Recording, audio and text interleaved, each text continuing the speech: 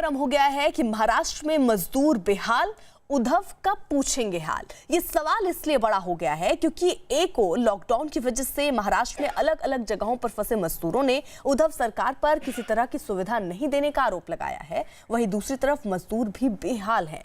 प्रवासी मजदूरों के मुद्दे पर बीजेपी ने महाराष्ट्र सरकार पर नाकाम रहने का आरोप लगाया, जिससे भड़की शिवसेना ने अपने मुख्य पत्र सामना के जरिए यूपी के सीएम योगी पर बड़ा हमला करते हुए लिख दिया कि यूपी के सीएम अपने ही राज्य की जनता को अंदर नहीं आने दे रहे हैं। ये ठीक उसी तरह से है जैसे हिटलर ने दूसरे विश्व युद्ध के दौरान यहूदियों को मारा था। योगी सरकार अपने ही लोगों को राज्य में प्रवेश ना देकर उनके साथ अमानवीय व्यवहार कर रही है। दिवाकर सिंह हमारे सहयोगी इस वक्त जुड़ चुके हैं। दिवाकर, यानी जिस तरीके से बीजेपी ने सवाल उठाया तो उसका जवाब अब उद्धव सरकार दे रही है सामने में लिखकर।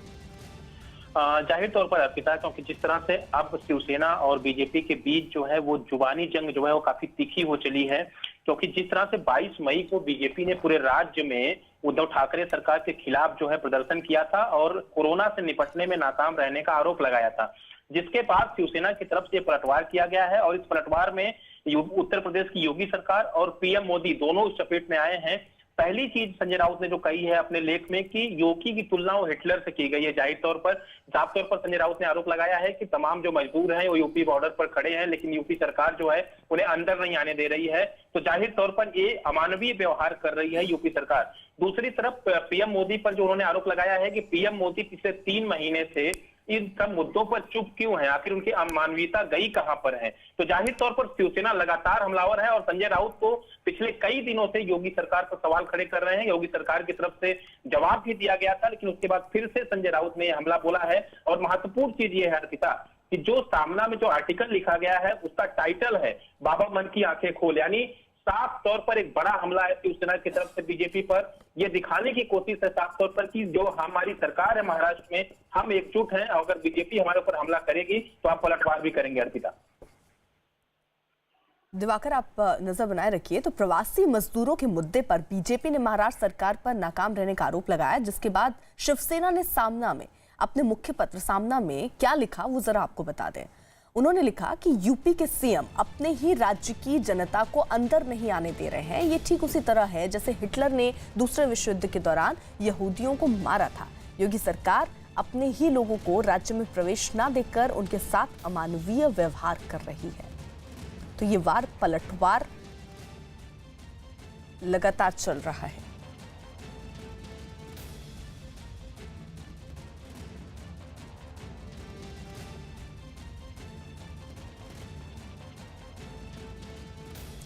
हमारे साथ चर्चा में कुछ खास मेहमान इस वक्त जुड़ रहे हैं और उसके साथ हमारे सहयोगी भी होंगे। बीजेपी से सुदेश वर्मा है हमारे साथ, कांग्रेस से अतुल जी हमारे साथ और आशीष हमारे सहयोगी हैं मुंबई से। सबसे पहले सुदेश वर्मा, यानी जो आप आरोप लगा रहे थे महाराष्ट्र सरकार पर, वो मुखपत्र में वो लिख रहे हैं कि आप लोग हिटलर की तरह बिहेव कर रहे हैं, जाने नहीं दे रहे हैं उनको। ये तो कोई प्रॉब्लम ही नहीं है। देखिए, जाने और आने के लिए एक प्रोटोकॉल तय किया गया है, क्योंकि हर राज्य सरकार, जैसे देखिए कर्नाटका ने तो बहुत राज्यों से लोगों को आना ही बंद कर दिया। आने में प्रॉब्लम नहीं है, उसको एक फैसिलिटी के तहत उसको आना पड़ेगा, क्वारंटाइन होना पड़ेगा वर्कर्स को, और इसलिए दोनों के राज्यों के बीच में क्वारंटाइन व्यवस्था के लिए कोऑर्डिनेशन होना चाहिए। इस बिना कोऑर्डिनेशन के आपको क्या लगता है, आपको बोला गया कि आप मजदूरों को रेलवे स्टेशन पे भेजिए, ट्रेन मांगिए और ट्रेन के थ्रू भेजिए। अब तो वो सिस्टम भी चला गया, ट्रेन तो चल ही रही है, 400 श्रमिक एक्सप्रेस चल रही है। आपको इस्तेमाल करना है इसका, मजदूरों को वहां लाना है, उनको बैठाना है और सोशल डिस्टेंसिंग मेंटेन करके। इतना छोटा सा काम नहीं कर पा रहे हैं और दोष देने का प्रयास कर रहे हैं उत्तर प्रदेश सरकार पर। ये बताइए कि आज क्या ये फैक्ट नहीं है कि महाराष्ट्र में सबसे ज्यादा कोविड के केसेस हैं और उसमें मुंबई, तो ये क्या बताता है? वहाँ तो उनकी सरकार है, अपने अंदर देखें और अपनी चीजों को ठीक करें। इस सियासी बयानबाजियों के बाद जरा मजदूरों पर नजर रख लेते हैं। मुंबई में क्या तस्वीर है, वो तस्वीर भी देखनी बहुत जरूरी है। मुंबई में मजदूरों की मुसीबतें जो है वो कम नहीं हो रही हैं। बस न मिलने की वजह से मजदूरों के मासूम बच्चे बंद पड़े शॉपिंग मॉल के बाहर और फुटपाथ पर ही सोने को मजबूर हैं। सबसे बड़ी दिक्कत इन मजदूरों के बच्चों की भूख की है। रात भर भूखे सोए हैं ये बच्चे और इन बच्चों को आज सुबह कुछ मददगार वहां दिख गए, जिन्होंने कुछ चिप्स और बिस्किट इन्हें दे दिए, जिसको खाकर इनका गुजारा हो रहा है। की मुसीबतें थमने का नाम नहीं ले रही है। तड़के सुबह का वक्त है और यहाँ पर देखें तो आपको दिखाई पड़ेगा कि ये वो मजदूर हैं जो बसों के इंतज़ार में खड़े थे, लेकिन बावजूद इसके इन्हें जो है पूरी रात यहाँ पर ही एक नज़दीक का ही जो कहा जाए कि शोरूम के बाहर का हिस्सा है वहाँ पर ही आकर सोना पड़ा, क्योंकि ना तो बसें मिली न ही कोई व्यवस्था हुई।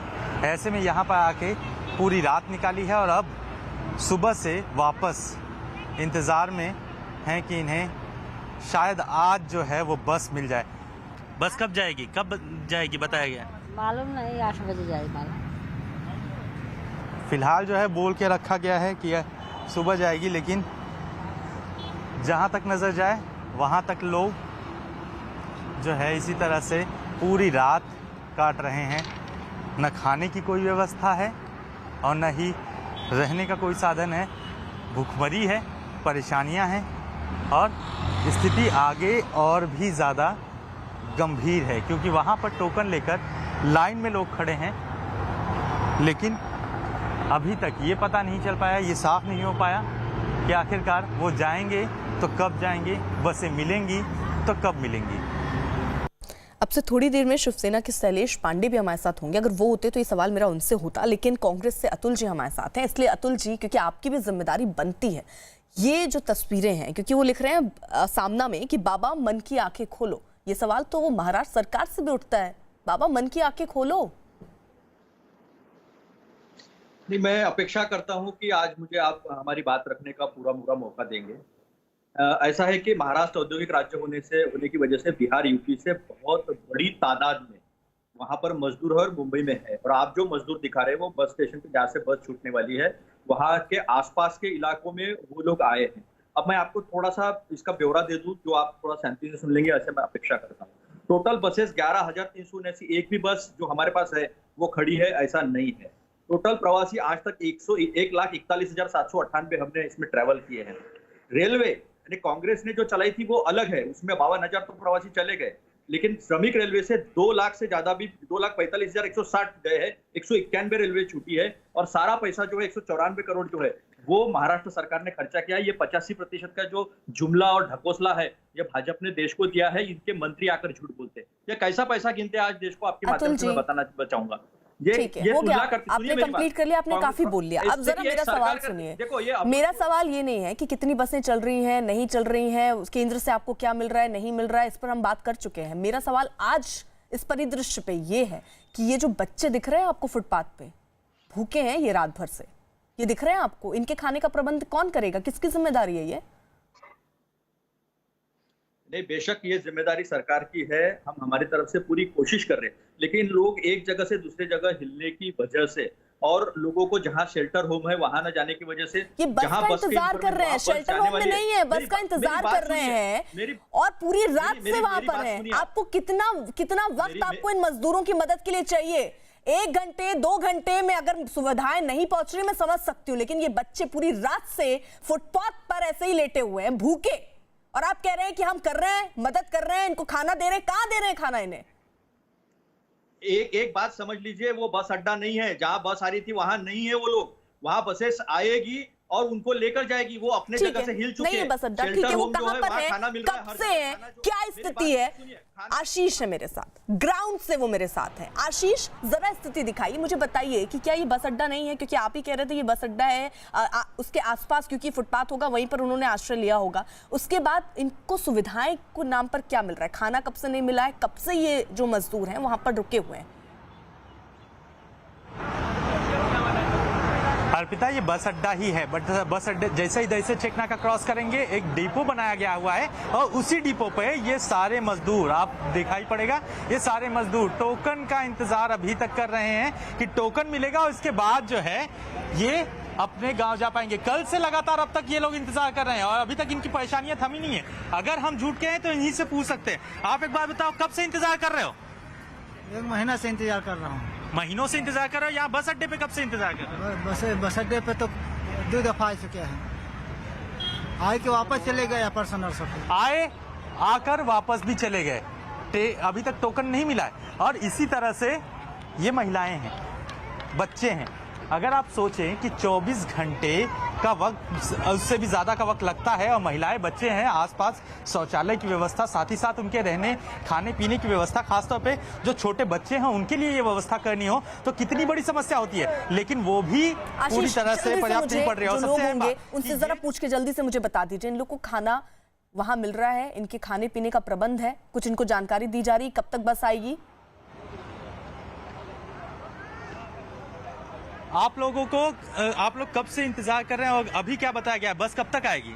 कब तक आएगी मेरे को तो मालूम नहीं। आपको बताया गया? रात को ही आए हैं, अभी बस का कोई ठिकाना नहीं है, जाएंगे कि नहीं जाएंगे। टोकन मिला है? कुछ नहीं मिला अभी। खाने पीने की चीजें? खाने पीने के इधर बाट है, वही मिला है, हाँ। और कुछ नहीं मिला। और यहाँ पे और भी महिलाएं हैं, उन्हीं से पूछ लेते हैं। आप कब से आई हैं?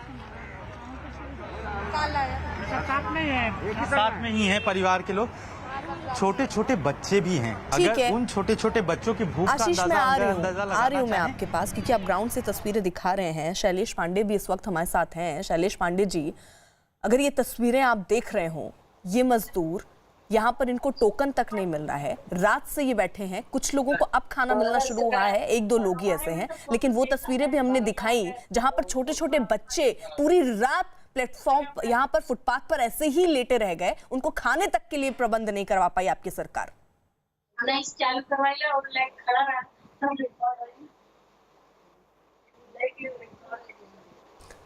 शैलेश पांडे जी, आवाज मिल रही है, आप तक पहुंच रही है? जी जी, सवाल आपने सुन लिया, मैं रिपीट करूं? जी बोलिए बोलिए, बीच में आपकी आवाज। अगर आपके यहाँ कोई स्पीकर चल रहा हो, उसको जरा, उसकी आवाज आप कम कर लेंगे तो मुझे बेहतर तरीके से सुन पाएंगे। और अगर आप मेरा सवाल सुन चुके हो तो जवाब दीजिए, नहीं मैं फिर से पूछ लूं सवाल अपना। नहीं, पूछिए, फिर से पूछिए। मेरा सवाल आपसे ये है, ये जो लोग भूखे प्यासे हैं, इनके भूख की जिम्मेदारी किसकी है? छोटे छोटे बच्चे फुटपाथ पर हैं, कौन लेगा इनकी जिम्मेदारी? जी देखिए अर्पिता जी, हमारी सरकार ने जहाँ भी मजदूरों की बस्तियां हैं, झुग्गी झोपड़ियां हैं, हर जगह जहाँ गरीब लोग हैं, वहाँ पर भोजन वितरण केंद्र शुरू किया हुआ है और वहाँ पर सुबह और शाम 2 वक्त भोजन की व्यवस्था वहाँ पे की जा रही है। मैं जिस क्षेत्र में रहता हूँ, मैं स्वयं हर भोजन वितरण क्षेत्र पर जाकर सुबह शाम दोनों वक्त वहाँ पे सोशल डिस्टेंस मेंटेन करा के लोगों को हम भोजन वितरण कर रहे हैं। और हमने शैलेश पांडे जी, ये बस स्टॉप पे जिनको, जो ये प्रवासी मजदूर जिनके जाने का प्रबंध आप कह रहे हैं किया जा रहा है, इनके लिए खाने पीने की व्यवस्था क्या है? जी देखिए, कैसा है कि रेलवे द्वारा सही समय पर वो जो सूचनाएं होती हैं, ट्रेन कितने बजे आएगी, कितने बजे नहीं आएगी, बस की बात कर रही हूँ मैं, बस अड्डे के पास खड़े हैं ये। जी, बस अड्डे पे भी अब सरकार द्वारा व्यवस्थाएं की जाएंगी।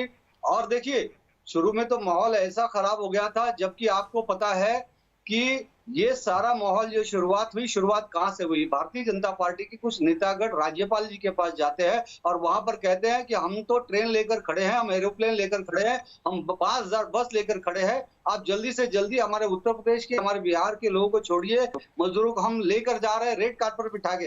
ये जो राजनीति हुई, उस राजनीति के बाद लोग रास्ते पर उतरना शुरू हुए। लेकिन फिर भी हमारे उद्धव साहब ठाकरे जो मुख्यमंत्री हैं, बेहद ही संवेदनशील तरीके से उन्होंने हमारी जो महाराष्ट्र, मतलब आपकी सबसे बेहतर स्थिति है ना, बेहतर स्थिति है ना। एक सेकेंड रहिएगा, तस्वीरें जरा देखिएगा। महाराष्ट्र में फंसे प्रवासी मजदूरों ने ही नहीं, बल्कि राजस्थान के जो अजमेर से मुंबई पहुंचे लोगों ने भी लौटने के बाद किसी तरह की सुविधा नहीं मिलने का आरोप लगाया है। ये वही मजदूर हैं जो पहुंच रहे हैं और ये भी कह रहे हैं कि कोई सुविधा नहीं मिल रही है इनको।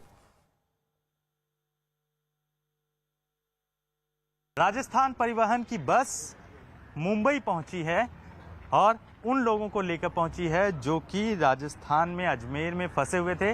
मुंबई पहुंचने के साथ इनके हाथों पर देखें तो होम क्वारंटीन के स्टैम्प किए गए हैं, यानी कि ये जो पहुंचे हुए लोग हैं, ये इसमें से कुछ लोग पुणे जाने वाले हैं, कुछ लोग जलगांव जाने वाले हैं, कुछ लोग अन्य इलाकों में जाने वाले लोग हैं, लेकिन इन लोगों को फिलहाल होम क्वारंटीन किया जाएगा, यानी कि इन्हें क्वारंटीन रखा जाएगा। उसके बाद आगे इन्हें कुछ दिनों के बाद जो है वो घर जाने दिया जाएगा, उसकी व्यवस्था की जाएगी। आप लोगों को यहाँ पे क्या बताया गया है, जब आप लोग कब पहुँचे यहाँ पे और क्या बताया गया? रात को पहुँचे हम, रात को 11 बजे। और उधर हम 2 महीना रह के आए होम वारंटी में। 2 महीना हमारे को स्कूल के अंदर रोज चेकिंग को आते थे, डॉक्टर आते थे, गले के अंदर भी लकड़ी डाल के चेक किए और 6 बार ये होम वारंटी का निशान लगा चुके हैं। 11 बजे आए, खाली चेकिंग करके स्टैम्प लगाई बस।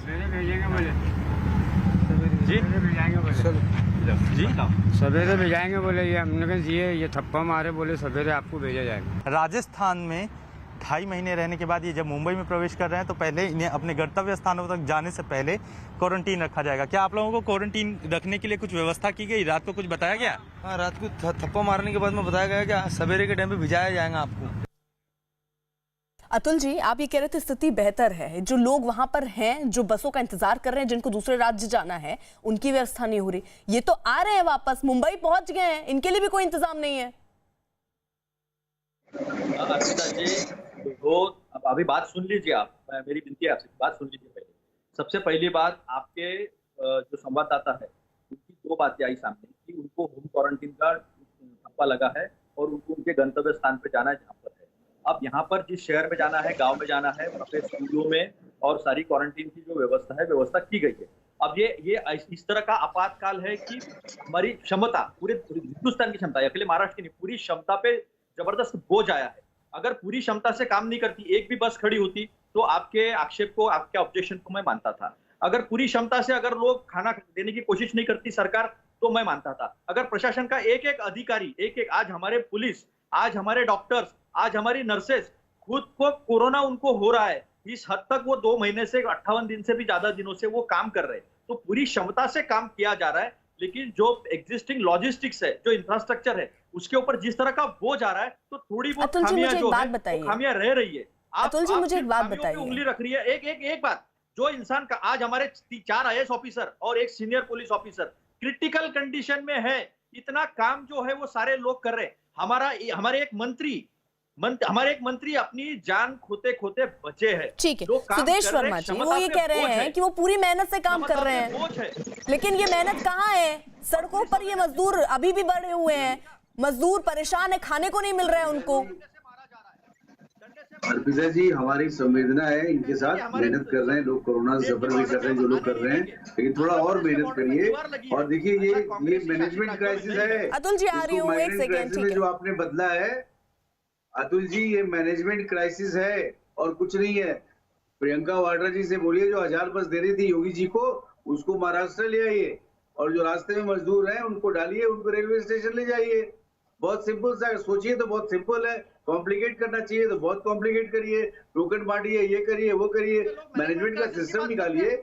बसों की कमी है तो देने के लिए तैयार है प्रियंका वाड्रा जी, क्या प्रॉब्लम है आपको? रोज उतरते हैं, 1,30,000 से ज्यादा प्रवासी जो है मुंबई के अकेले एयरपोर्ट पर आते हैं। अभी तो प्लेन नहीं उतर रहे हैं सर, बाद में लॉकडाउन अभी प्लेन कहाँ उतर रहे हैं? बता रहे हैं आप?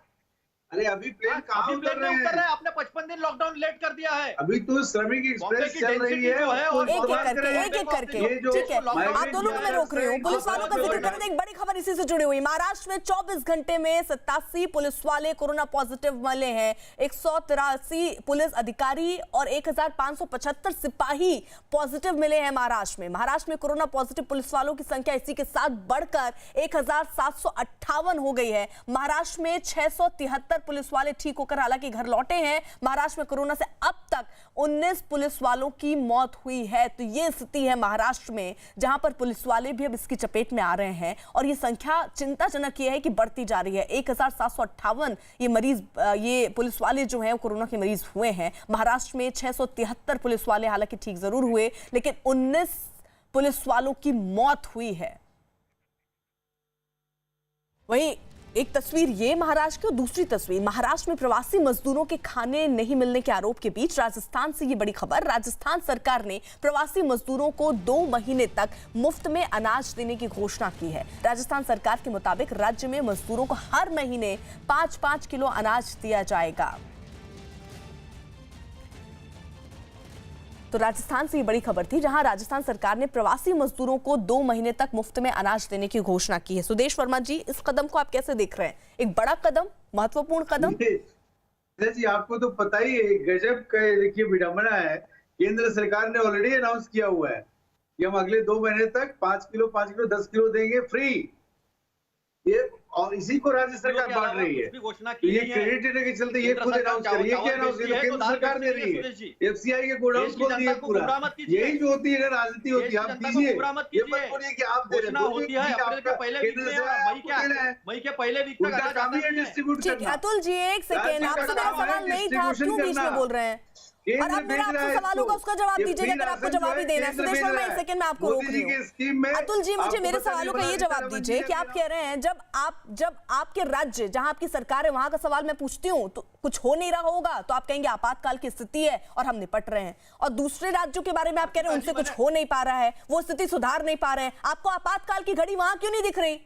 केवल अपने राज्य में आपातकाल की घड़ी दिख रही है, बाकी राज्यों में नहीं है। केंद्र के सामने आपातकाल की घड़ी नहीं है। नहीं अर्पिता जी, और कांग्रेस शासित कोई भी राज्य में डंडा लेके पुलिस खड़ा नहीं है। किसी भी कांग्रेस शासित राज्य के मुख्यमंत्री ने डंडा लेके क्यों नहीं खड़े होना चाहिए? अभी आपने तस्वीरें बस की देखी है, बस अड्डे की तस्वीरें देखी है, सोशल डिस्टेंसिंग है वहां पर, एक पुलिस वाला वहां नजर नहीं आ रहा है। हमारे पुलिस लोग कोरोना से जूझ रहे हैं। और आप पुलिस वालों का जिक्र कर रहे हैं, पुलिस वालों को भी आप सेफ नहीं कर पा रहे हैं। संख्या बढ़ती जा रही है लगातार। नहीं अतुल जी, गोल गोल घुमाने से केवल बात नहीं होगी, आपको आंकड़ों पर और सच्चाई पर बात करनी बहुत महत्वपूर्ण थी। फिलहाल